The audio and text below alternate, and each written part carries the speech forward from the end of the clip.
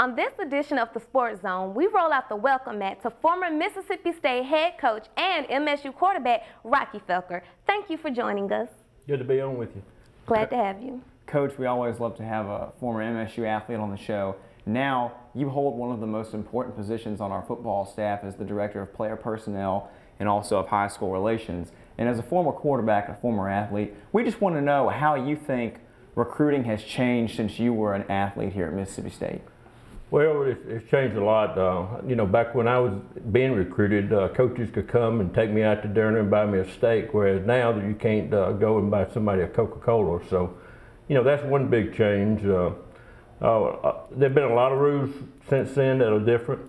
Some of them are good, some of them are bad. But I think the good thing is, I remember as a young assistant coach going and watching somebody play 11 Friday nights.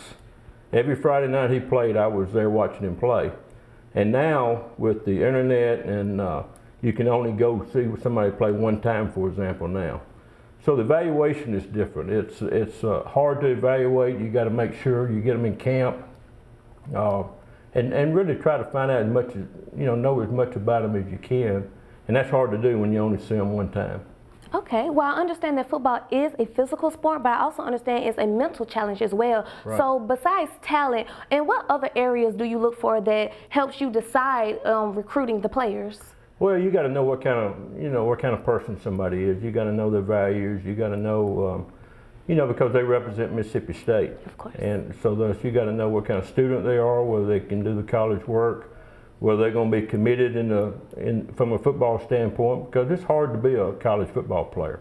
The demands on them, the weight room, practicing every day, 4 hours a day, it takes a special young man to want to do that. So you've got to know what kind of athlete they are, how important academics are, and whether they're going to represent you the right way when they're off the field.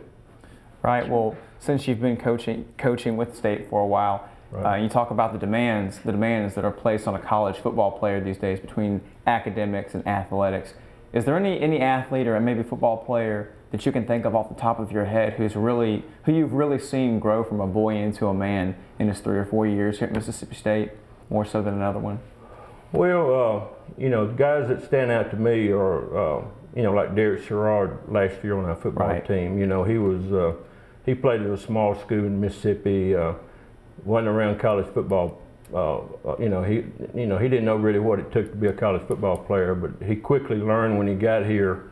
And 5 years later, he had 2 degrees, drafted in the first round. He was your typical what you look for in a student athlete, and so he's one guy that comes to mind. There've been a lot of players. We've been very fortunate. We've got a lot of good young men in our program right now that have. They've come a long way since their freshman year. Charles Mitchell and Vic Ballard, 2 young men who are captains right now, great leaders for us, and what you look for in a student athlete. Absolutely. Absolutely. Well, just one last question. What advice would you give any of the players trying to, I guess, move forward in the program? Well, I think the main thing is just to work hard every day, do your best, and if you do that, you're going to get better every day. Absolutely. Well, Coach, thanks again for joining us. I know my parents were really excited when they found out you would be on the show because they are Memphis graduates and they watched as you drove down the field to beat then Memphis State University back in the day. But we always love having you on the show. Thank you. When we come back from the break, we'll tell you if Auburn can bounce back from its first loss in almost 2 years, and we'll break down the continued conference expansion that is causing so much confusion in college sports.